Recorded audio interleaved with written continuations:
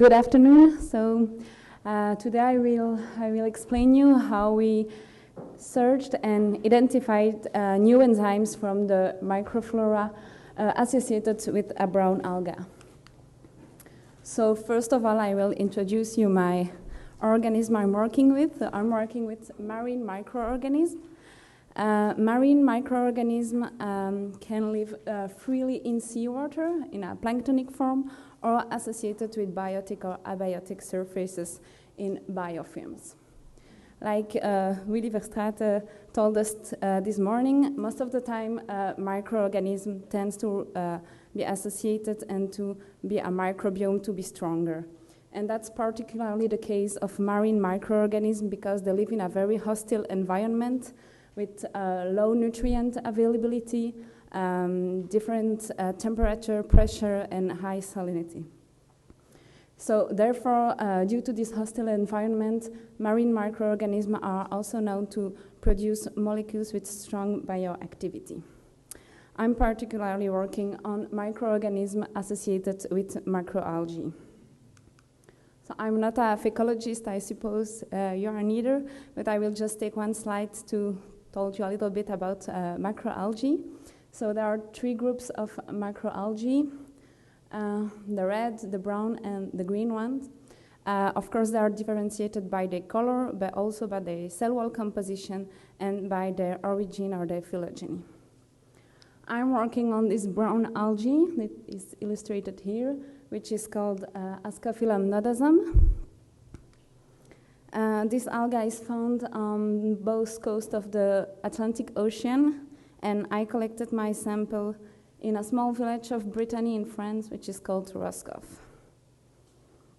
So, as we know, algae are colonized by microorganisms, and what are the role of those microorganisms and those bacteria? First of all, they protect the algae against invasion by other bacteria or parasites. They also help the algae in her growth and for making some morphological changes, and to uptake nutrients by hydrolyzing macronutrients. And for all of those functions, bacteria associated with algae produce principal compounds like antimicrobials, growth factor, and vitamins, and hydrolases. So I'm focusing my work on the hydrolases they produce. Here are the kind of hydrolases we are looking for in my lab. So on the left side, you see more common hydrolases that hydrolyze a lot of different substrates that are commonly found in the environment. And on the right side, in bold, you see enzymes that hydrolyze algal polysaccharides. Like agar and carrageenan that are found in red algae, and alginate cells that are found in brown algae. And then we are also looking for sulfatases because in opposite of plant polysaccharides, algal polysaccharides are sulfated. So we are looking for those enzymes with particular properties that are well known that are properties that are well known from enzymes from marine microorganisms.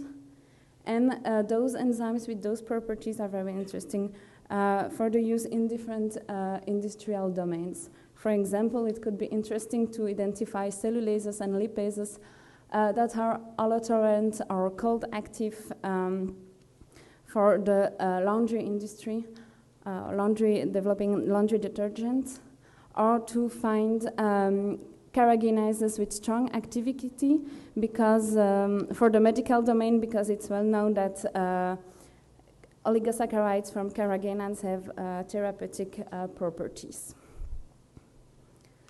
So to identify those enzymes, we first try a first strategy which is called functional metagenomics.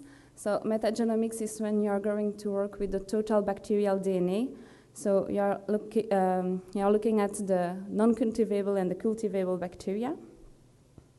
So here are the main steps of the construction of a metagenomic library.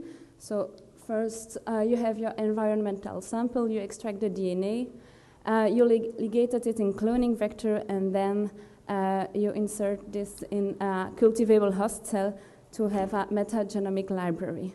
In our case, the host cell was E. coli. And then you use this metagenomic library to make a functional screening, so to screen the transformed host cells for different enzymatic activities on different media. So we constructed two libraries, one with winter samples and one with summer algal samples.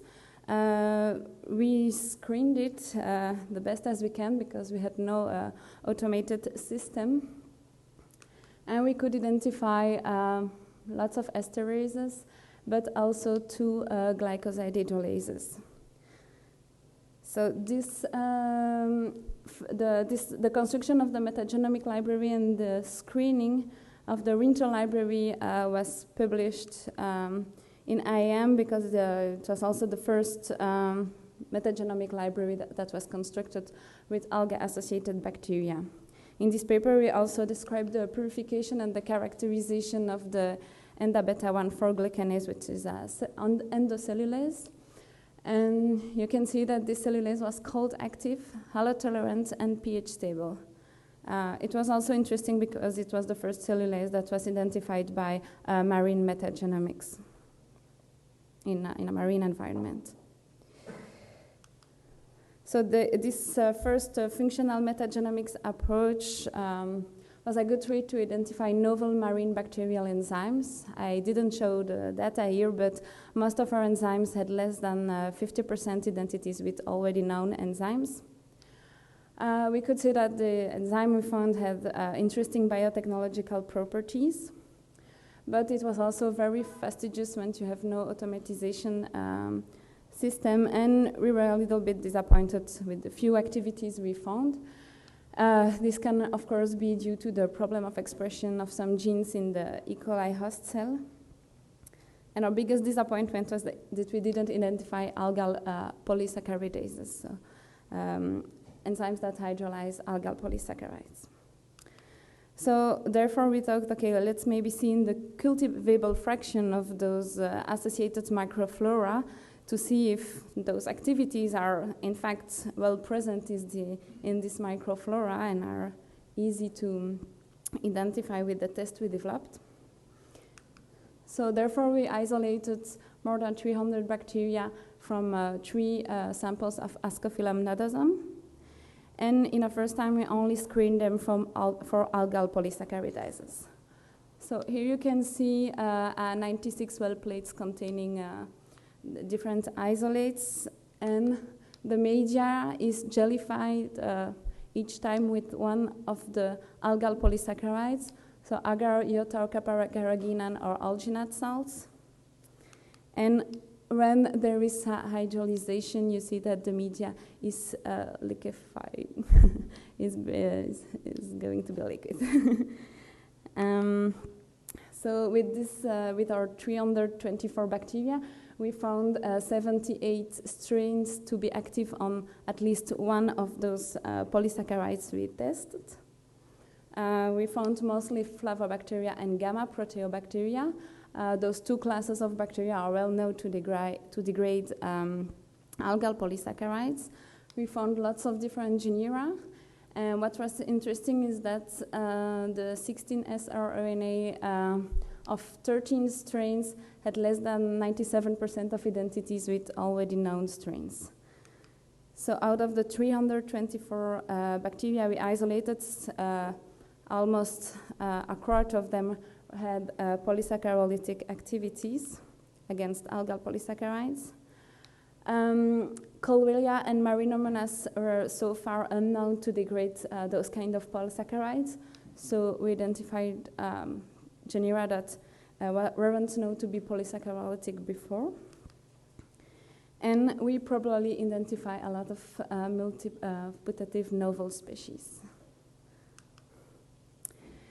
We also wanted to know what was the proportion of those polysaccharolytic genera on the 324 bacteria we isolated on our 3 samples.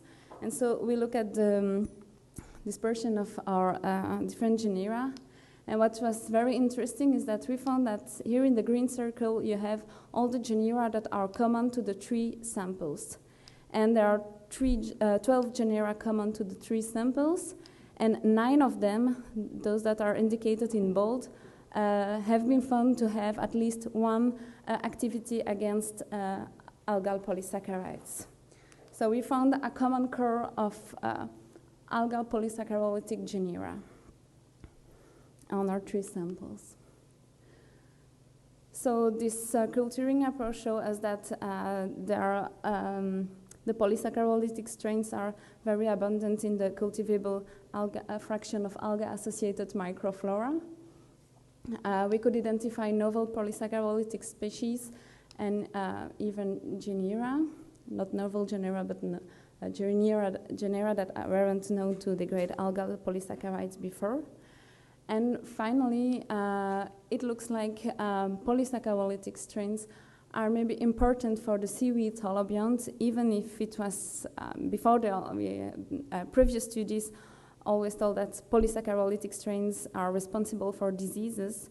Maybe when they are present in a small fraction, they are important for the seaweed as we could find them on our 3 algae samples.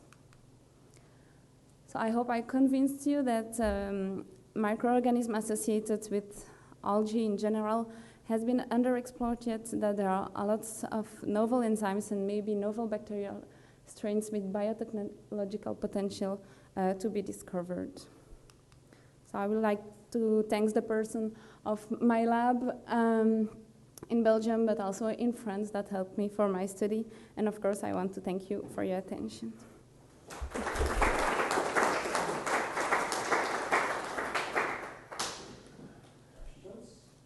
Yes. Can you go back to the table and show thank you. Here, yeah. So you're talking about, at the beginning, you talk about search for piezo-tolerant enzymes, right? Mm-hmm. And it's actually pretty interesting that you see in the gamma protobacteria, you find Colwellia, you find Shewanella vibrio. These are very known for being piezo-tolerant or piezophile. So this makes a lot of sense because if you have algae and algal bloom, this so-called marine snow will go down and will feed the seafloor. So if you search, it's more a suggestion than a question. If you want to search for piezo-tolerant enzymes, these are the boxes you check for. And I guess we should talk afterwards. Perfect. You said at the moment that bacteria were important for the algae. Are they cause or event? Why are they important for the algae? I wasn't sure if I understood that correctly. Well, it's just that we always find them on the both. We had 3 algae samples, and we found them on all the algae samples. That does not mean that they are important. They can. No, but systematically, this kind of genera are found. I'm not sure they are important for the algae. Yeah. I'm all right with that, but I think they are important for the other bacteria in association with the algae because they make some nutrients available and maybe therefore are beneficial for the beneficial bacteria and then maybe for the algae in this case. It's one step further. But it can turn out correctly. Okay, just two small questions. First is, why did you focus only on this brown algae and not on other type of microalgae? We worked with also with our red algae, but we had some more difficulties to extract the bacterial DNA, and so we focused on this brown algae, and this algae wasn't a lot studied yet before. Okay. And the second one is, why did you perform this winter and summer sampling? Because you expect to have differences in the microbiome, or? It was at the beginning of the study, and we were like, is there going to be more enzymes in the winter sample or in the summer samples? There was a lot of controversy when we were looking at some studies, and so, okay, let's take the 2 and see. Yes, but do you expect the microbiome is the same? Or is there huge differences There are between some temperature in it water has between winter and summer? it has already been shown by pyrosequencing studies on other algae that there are differences between winter and summer samples, but more for the diversity of the bacteria, but not really for the genes and the enzymes that are present. Okay, thank you.